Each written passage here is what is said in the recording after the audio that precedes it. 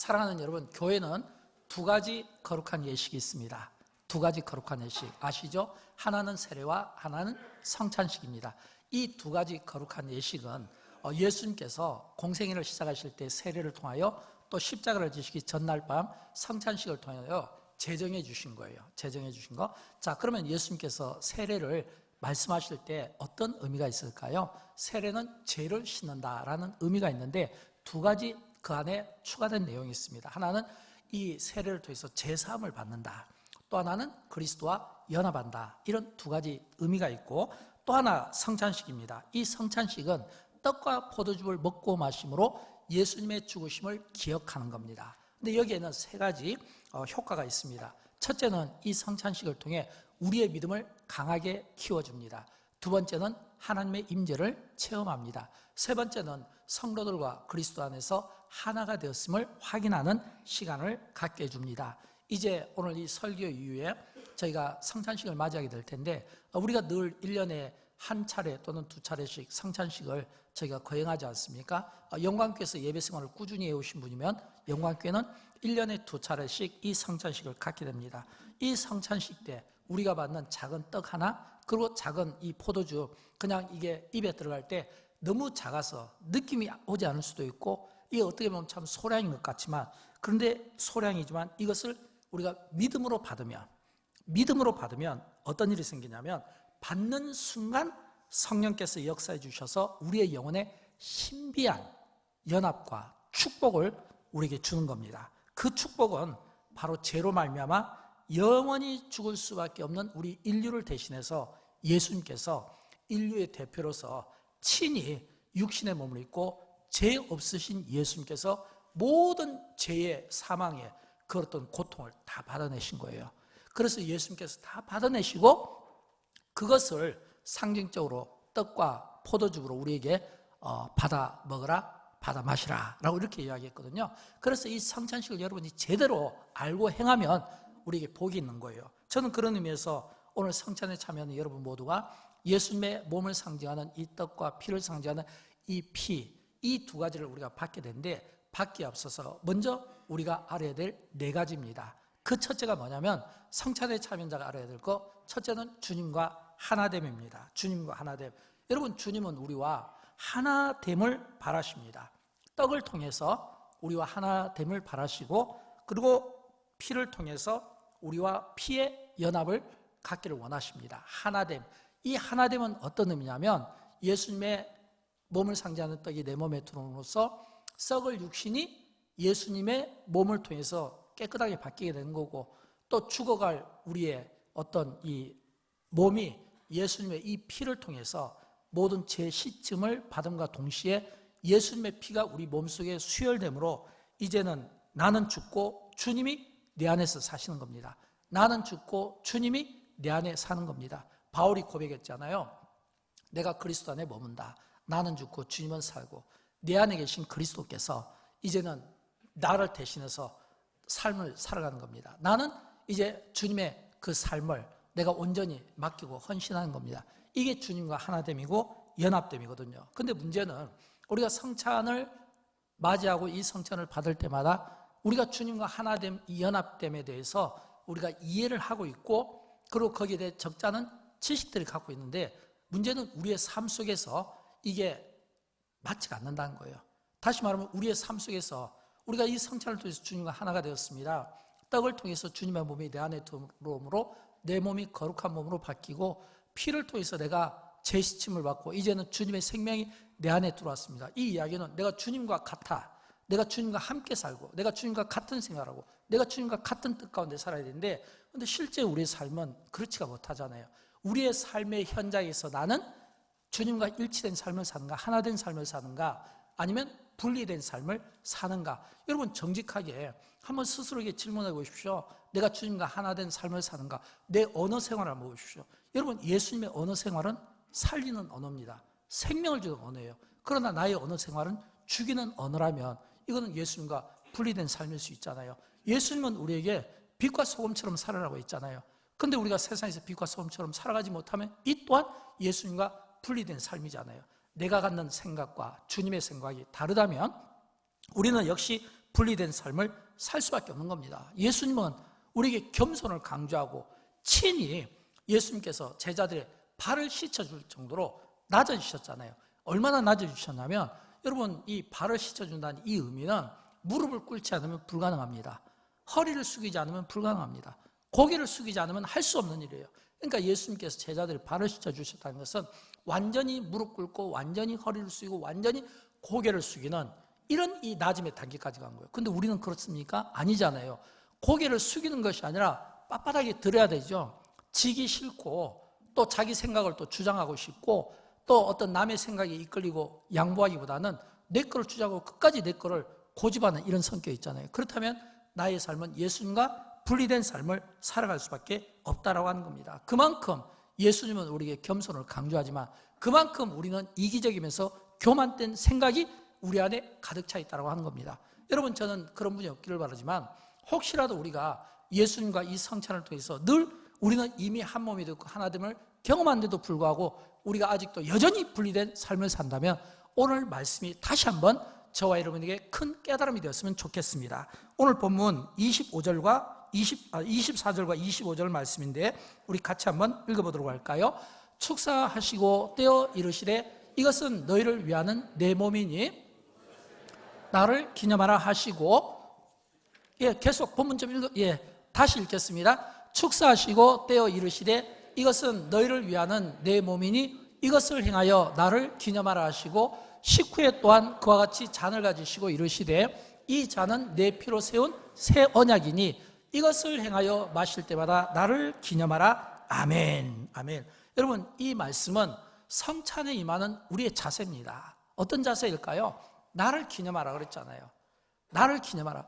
여러분, 여기서 나를 기념하라는 이 이야기는 나를 기억하라, 나를 생각하라. 누구를요?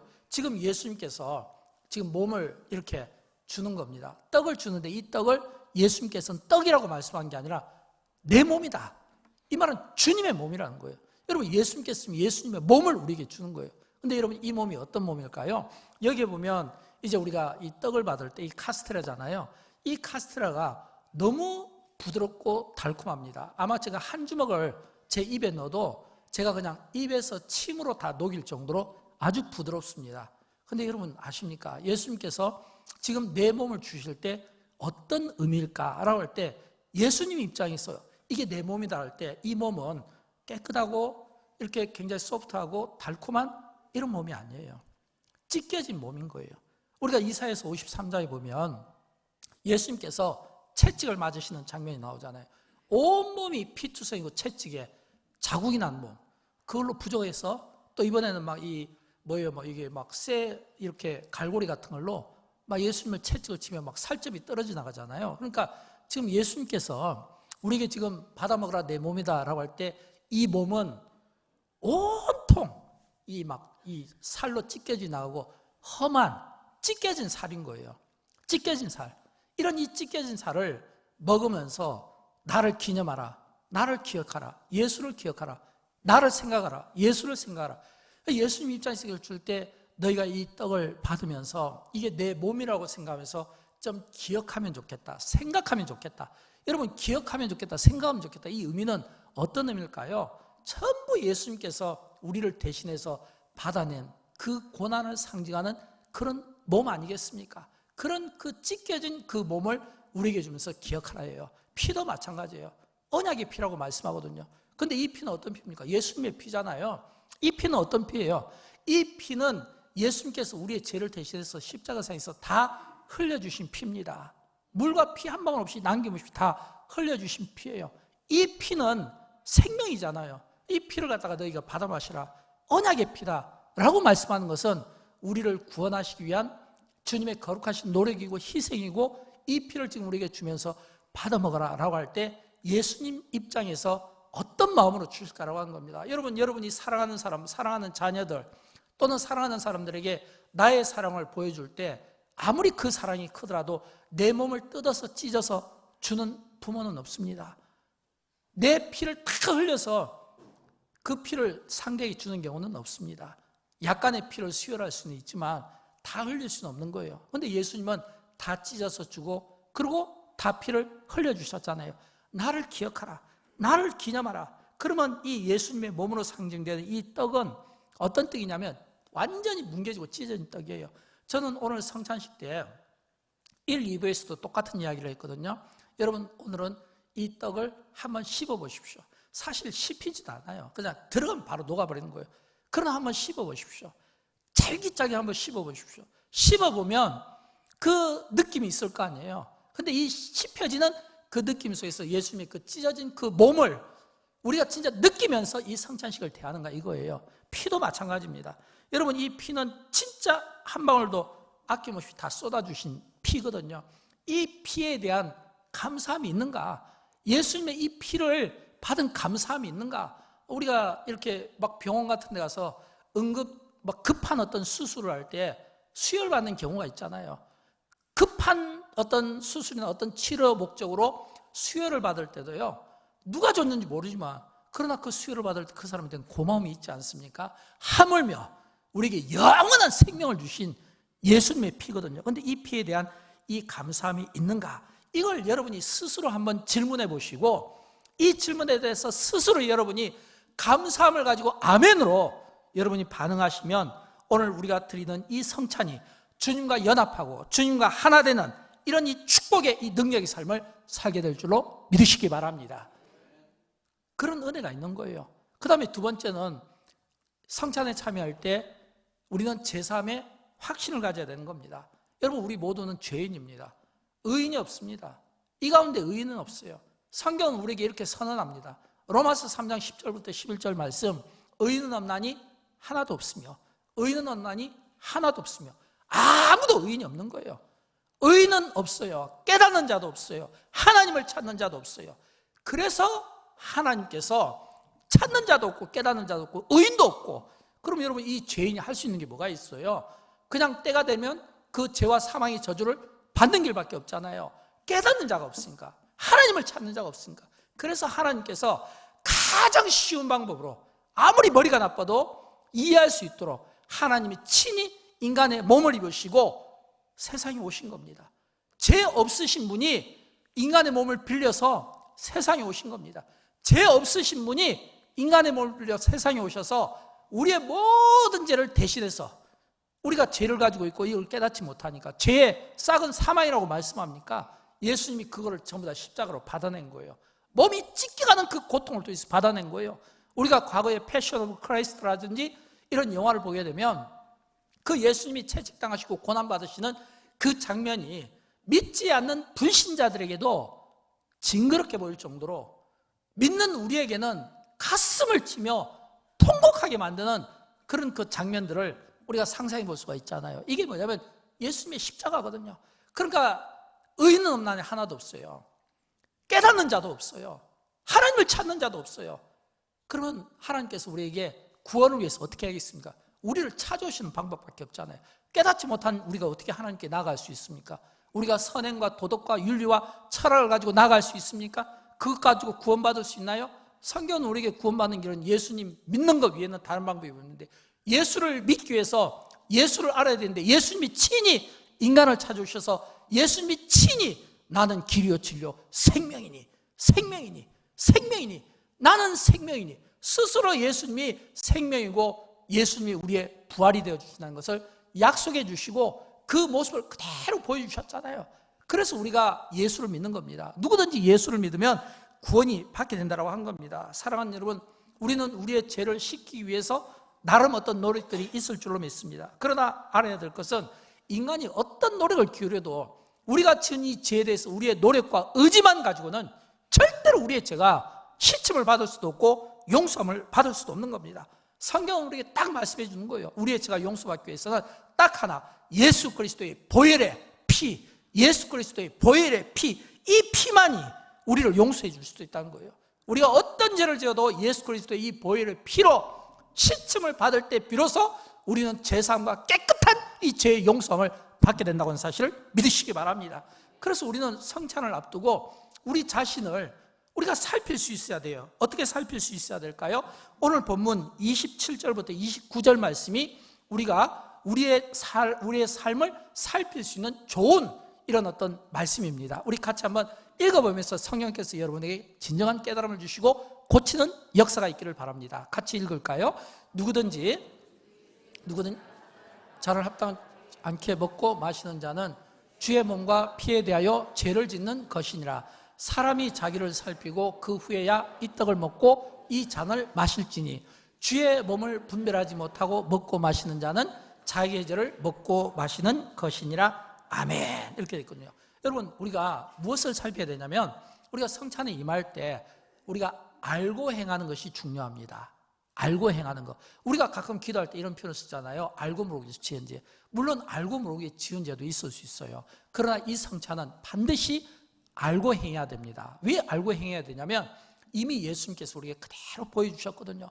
그래서 우리가 여기 본문에 보면 합당하지 않게 먹고 마신 자는 그 주의 몸과 피에 대해서 죄를 짓는다 했거든요. 그래서 우리가 이 성찬식 할 때 마음에 거리낌이 있고 받기를 원치 않으면 안 받아도 됩니다 라고 이렇게 이야기하는 것은 왜냐하면 합당하지 않게 먹고 마시면 이게 결국은 자기가 죄를 짓는 거예요. 그러나 이것을 깨닫고 먹고 마시면 능력이 된다라고 하는 겁니다. 저는 여러분 우리 가운데 그런 분이 없기를 바라지만 모두가 이 성찬의 진정한 의미를 깨닫고 이 성찬을 대할 때마다 이 성찬을 우리가 대함으로써 이미 우리가 거룩한 사람이 되고 성령의 사람이 된 것이 아니라 우리는 이미 예수 믿으면서부터 성령의 사람이 되었고 예수 믿으면서부터 이미 우리의 몸이 거룩한 하나님의 성전이 된 거예요. 성찬을 통해서 다시 한번 확인하는 거예요. 이 성찬을 통해서 다시 한번 우리가 예수 그리스도의 피로 재실침을 받았다는 것을 확인하는 거예요. 혹시라도 이 가운데 그런 깨달음이 부족하거나 내가 예수 그리스도 안에서 제사함 받고 죄 용서함을 받았는데도 불구하고 여전히 내 안에 꿈틀거리는 이런 죄들이 있다면 이 시간 회개하는 마음으로 받으시고 그리고 이 성찬을 통해서 다시 한번 내 안에 꿈틀거리는 욕망과 모든 죄성과 모든 사악한 것들을 다 이 피로 깨끗이 씻어지는 이런 구원의 역사가 기도하는 여러분 또 성찬에 임하는 여러분 모두에게 있게 되기를 주님의 이름으로 축원드립니다. 이 은혜가 있었으면 좋겠어요. 그 다음에 세 번째, 이 성찬은 전도의 사명이 있습니다. 왜일까요? 오늘 본문 26절 말씀을 우리 같이 읽어보도록 할까요? 너희가 이 떡을 먹으며 이 잔을 마실 때마다 주의 죽으심을 그가 오실 때까지 전하는 것이니라. 아멘. 여러분 여기에서 너희가 이 떡을 먹으며 이 잔을 마실 때마다 주의 죽으심을, 이거는 뭐냐면 지금 예수님께서 지금 이 성찬식을 대한 것은 이 유월절 전날 밤이거든요. 고난 받기 전날 밤이거든요. 근데 이 성찬을 다 이렇게 지금 예정하셨잖아요. 그리고 이걸 가지고 기억해야 되는데 그가 오실 때까지 전하는 것이냐, 그가 오실 때까지. 이 말은 뭐예요? 이제 그리스도께서 십자가에 죽으시고 성경대로 사흘 만에 부활하십니다. 또 성경대로 부활하신 주님이 40일 동안 친히 부활의 몸을 많은 사람들에게 증거하시고 나중에 승천하시잖아요. 승천하실 때 예수님께서 사도행전 1장 11절에서 너희가 본 그대로 다시 오리라 그랬거든요. 이 말은 뭐냐면 이제는 우리는 그리스도의 부활을 이제는 믿는 신앙에서 한 걸음 더 나가서 그리스도의 재림을 준비하는 이런 영적인 신앙의 자세를 우리가 갖춰야 되는 겁니다. 이제는 우리가 예수님의 초림을 믿는 것이 아니라 예수님의 초림과 부활은 이미 우리가 성경을 통해서 역사를 통해서 이미 배우고 믿고 그 믿음으로 이 자리에 앉아 있으니 이제는 우리가 이 성찬식을 통해서 그리스도의 재림을 준비하는, 그리스도께서 언제 오실지 모르지만 이 재림을 준비하고 이 재림을 앞당기는 방법은 성경은 복음서를 통해서 신약 성경을 통해서 우리에게 동일하게 일목요연하게 말씀해주고 있습니다. 그건 뭐냐면 증거하는 거예요. 증인의 삶을 살아가는 거예요. 너희가 너희 몸에 있는 이 그리스도, 너희 안에 있는 이 그리스도 성전, 너희 안에 있는 이 그리스도의 피로 깨끗하게 재시침 받고 용서함 받은 이 몸을, 이 모습을 증거하라 이거예요. 전도로 증거할 수 있습니다. 또 선교로 증거할 수 있습니다. 또는 어떤 복음에 영향을 끼칠 만한 어떤 나눔을 통해서 증거할 수 있습니다. 우리 주님 오시는 그날까지 우리가 멈추지 말아야 될 것은 예수님의 십자가 사건과 예수님의 이 부활 사건을 증거하는 겁니다. 예수님의 십자가를 볼 때마다 이 십자가를 볼 때마다 이 십자가를 내가 사랑한다고 하는 이런 증거가 필요하고 예수님의 부활을 경험할 때마다 우리가 이 예수님의 부활을 통하여 예수님이 부활하셨습니다. 예수님의 부활 사건을 정확하게 우리가 증거할 때 또 그리스도의 재림 또한 우리가 증거할 수 있어야 된다는 거예요. 이걸 계속해서 증거하는 거예요. 여러분 성경에 보면 예수님께서 누가복음 19장 40절에 보면 너희가 만약 증거하지 않으면 이 돌들이 대신 증거할 거라고 말씀하고 있고 고린도전서 9장 16절에 보면 사도 바울이 내가 만약 복음을 증거하지 않으면 내게 화가 미칠 것이다. 저는 우리가 이 복음 전도에 대해서, 선교에 대해서 이런 거룩한 부담이 있었으면 좋겠어요. 우리가 증거하지 않아도 돌들이 증거하게 될 것입니다. 우리가 증거하지 않으면 내게 화가 있을 것입니다. 이런 마음이 있잖아요. 저는 요나서를 보면서 그런 생각을 참 많이 해요. 요나성에 보면 12만 명의 사람들이 있었거든요. 그들이 지금 하나님의 심판을 목전해 주었습니다. 하나님께서 그 니느웨 성의 구원을 위해서 하나님께서 요나를 어떻게 합니까? 이 요나에게 사명을 주잖아요. 요나가 거절하니까 물속에 들어가고 물고기 뱃속에 들어가고 거기에서 또 깨닫게 해서 설득시켜서 다시 끄집어 내오잖아요. 그래서 이 요나가 결국에는 니느웨 성 사람들에게 복음을 증거하도록 만들잖아요. 저는 이게 하나님의 열심이고 이런 하나님의 노력이 지금도 믿는 우리를 통해서 여전히 우리에게 속삭이고 있다고 봅니다. 여전히 우리에게 어떤 상황들을 통해서 저는 거룩한 도전을 주고 있다고 믿습니다. 그러므로 여러분, 주님 오시는 그날까지 영광교회 해야 될 일은 무엇일까요? 저는 영광교회 해야 될 일이 많이 있지만 특별히 제가 2024년 송구 영신 예배 때 제가 선포할 때 했던 말이 있습니다. 그건 뭐냐면 이번 2024년 이 한 해를 가족 구원의 해로 삼았으면 좋겠다. 모든 믿지 않는 부모님 또는 배우자 또는 자녀 모두가 한 가족이 함께 예배를 드리고 또 함께 세대가 또 예배를 드리고 또 함께 우리의 이웃이 직장과 일터가 예배를 드리는, 그래서 이번 2024년 이웃 초청주일은 진짜 믿지 않는 그러나 구원을 필요로 하는 많은 분들을 향한 이런 어떤 예배 모범이 있었으면 좋겠다는 이런 생각을 가져요. 사실 제가 2부 예배 때 오늘 학습 입교식을 가졌습니다. 근데 학습 입교식을 가지면서 제가 어제 저녁에 우리 장로님하고 잠깐 이런 이야기를 했어요. 장로님, 제가 이렇게 목회를 하면서 세례를 갖지 않고 학습 입교만 한 게 제 기억으로는 처음 같기도 합니다. 웃으면서 그런 이야기를 했어요. 웃으면서. 근데 사실 저희 교회도 보면 등록자들이 많잖아요. 그래도 제가 생각할 때 우리 영광교회는 1년이면 많은 분들이 한 100명 정도씩 등록을 하거든요. 그런데도 불구하고 왜 세례자가 나오지 않을까요? 그리고 왜 매 성찬식마다 입교자가 넘칠까요? 입교자가 넘치는 것은 이미 그 자녀들이 이미 부모의 태중에서부터 믿고 부모의 신앙을 통해서 그 자녀들이 잘 양육받은 겁니다. 그런데 왜 세례자가 나오지 않을까요? 세례자가 나오지 않은 것은 많은 분들이 등록을 하고 많은 분들이 교회를 다녀도 우리가 전도하지 않는 새 생명, 그러니까 구원을 막 받는, 이제 막 예수를 믿은 분들이 아니기 때문에, 이 막 예수를 믿지 않은 분이기 때문에 세례자가 없는 거예요. 우리가 움직이지 않으면, 우리가 전도하지 않으면 앞으로 세례는 없을 수도 있어요. 근데 여러분 아십니까? 교회는 반드시 학습자도 필요하고 입교자도 필요하지만 세례자는 더더욱 필요한 줄로 믿으시기 바랍니다. 세례자가 많이 나와야 돼요. 하나님의 백성들이 많이 세워져야 돼요. 이 세례는요, 영광교회 와서 처음 신앙생활을 시작해서 영광교회에서 새가족 교육을 받고 영광교회에서 제자훈련 사육훈련 하면서 영광교회에서 학습을 통해서 교육받고 또 세례를 받는, 그래서 영광교회 멤버십을 갖는, 과거에 초창기 때는 그런 경우가 참 많았거든요. 그런데 지금은 갈수록 교회마다 이렇게 참 세례자들이 이렇게 많이 없어지는 이런 참 현상들 앞에서 우리가 영적으로 굉장히 많은 마음의 아픔을 저는 가져야 된다고 생각합니다. 사랑하는 여러분, 성찬은 진짜 중요합니다. 세례와 성찬은 진짜 중요해요. 지금 저는 영광교회가 다음 세대 지금 플랜을 갖고 있잖아요. 제가 지금 교육자들에게 계속 지금 다음 세대에 대한 플랜을 지금 공부하고 있습니다. 당에서 제게 계속 지금 요청하고 있거든요. 목사님, 다음 세대에 대한 플랜에 대한 구체적인 설명이 필요합니다. 그래서 그 설명을 지금 만들어 나가는 과정에 있어요. 근데 여러분 아십니까? 우리가 이 다음 세대에 물려줄, 우리 자녀 세대에 물려줄 유산 가운데 하나는 뭐냐면 이 세례 못지않게 이 성찬이 너무 중요한데, 과거에는 이 성찬식을 가지면 어떻게 했나요? 과거에는 성찬식 때 그냥 뭐 약속하지도 않았는데 하얀 옷을 입고 많이 오셨어요. 부활절 새벽에도 하얀 옷을 입고 많이 오셨어요. 부활절에도 또 낮에 예배 때도 하얀 옷을 입고 많이 오셨어요. 제가 이렇게 이야기해도 다음 주에 입고 오지는 않을 겁니다. 근데 그렇게 하얀 옷을 많이 입고 왔어요. 또 부활절이 되면 계란을 또 주십니다.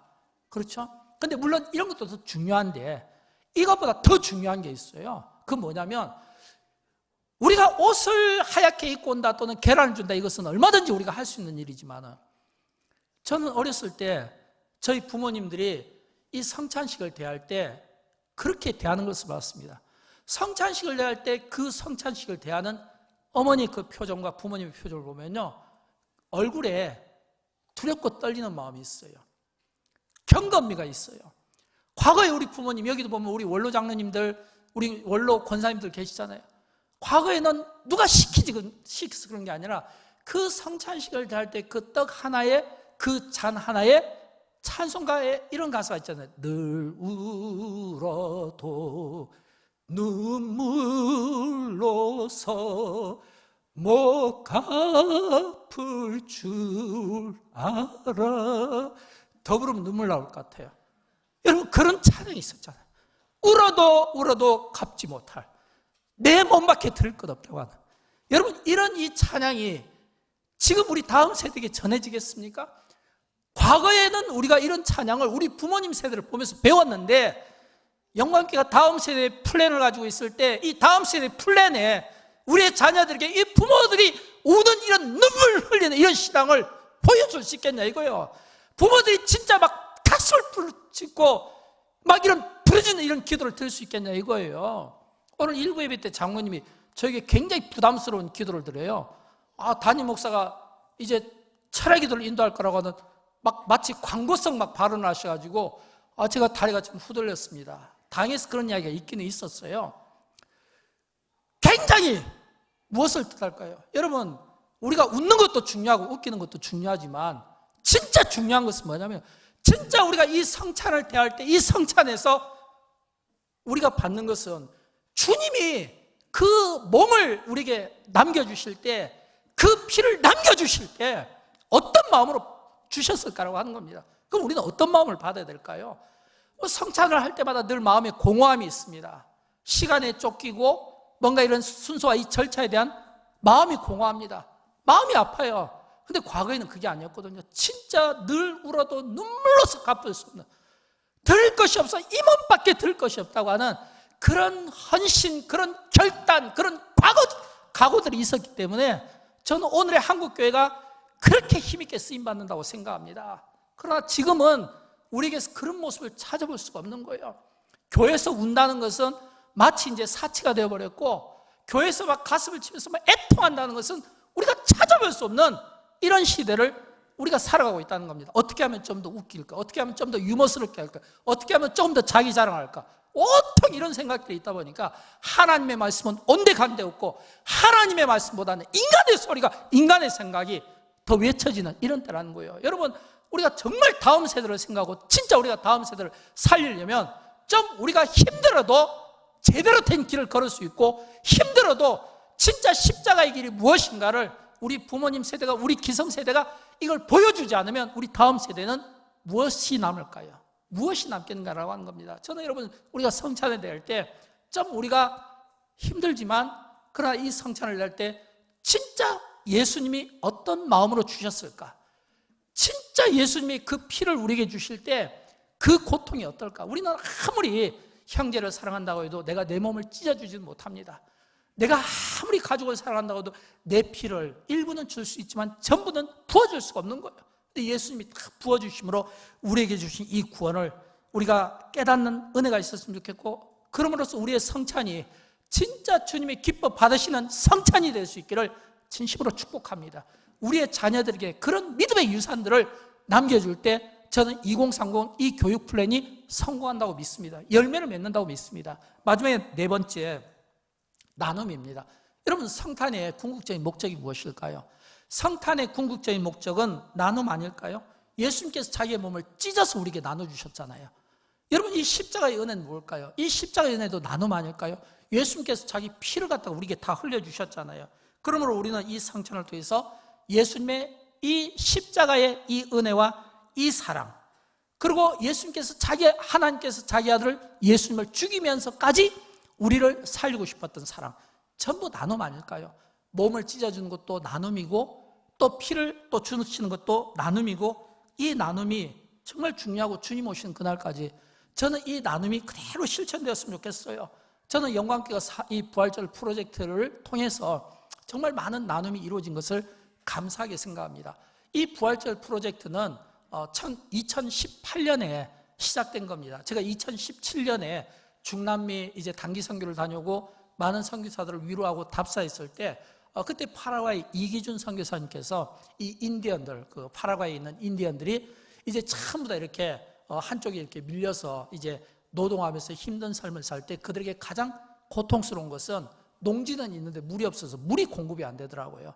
그때 제가 거기에서 우물의 소중함을 알고 그래서 큰 펌프 우물을 만들어줬으면 좋겠다는 그 이야기로 이제 우리 선교부장과 상의하고 선교부와 상의하고 당회와 상의해서 이제 그때 부활절 2018년에 이 부활절 프로젝트를 통해서 파라과이 우물 파기를 이제 실시해서 거기에 큰 우물을 하나 만들어줬어요.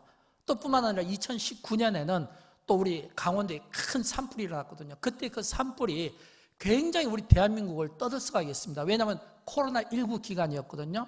또 뿐만 아니라 이 산불이 또 왜 이게 문제가 됐냐면 바로 이게 북한 바로 이렇게 넘어가는 바로 그 길목이었거든요. 그래서 많은 언론이 있었고 또 많은 이 어떤 사람들의 우려가 있었는데 그때 영광교회 이 부활절 프로젝트를 통해서 강원도 이 산불 화재민들을 우리가 돕는 일에 또 우리가 참 귀하게 또 쓰임 받았던 기억이 있습니다. 그리고 2020년 때는 코로나 때문에 하지 못하고 2021년부터 지금까지 한 끼 금식헌금을 통해서 북한 교회에 또 성경 보내기 그리고 또 도서 지역 그리고 또 선교사들을 후원하고 또 파송하는 이런 거룩한 일들을 영광교회 계속해서 감당해 온 거예요. 그리고 이제 2024년 올해 지구촌에 있는 모든 아이들에게 이 크리스마스 때 복음과 선물로 그들을 위로하고 또 도서지역에 전도를 하고 싶어도 영광교회는 전도할 때 전도 물품이 없어서 전도를 못한 일은 없습니다.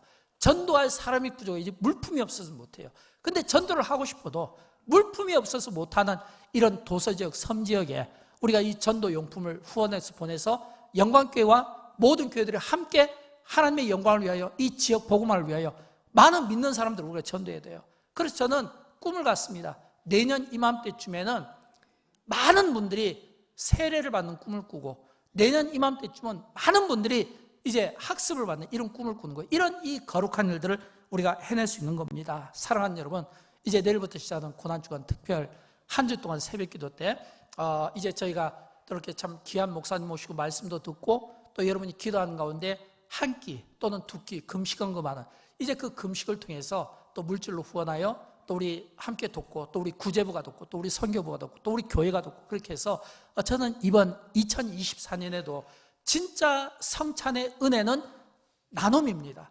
마찬가지로 은혜를 받은 우리가 생명을 받은 우리가 이제는 이 생명의 나눔을 떡을 필요로 한 자들은 떡을 통해서 복음을 필요로 한 자들은 복음을 통해서 그래서 그 구원 영혼을 구원하고 육신을 구원하는 이 귀한 일에 영광교회가 거룩하게 쓰임받는 은혜가 있기를 주님의 이름으로 축원드립니다.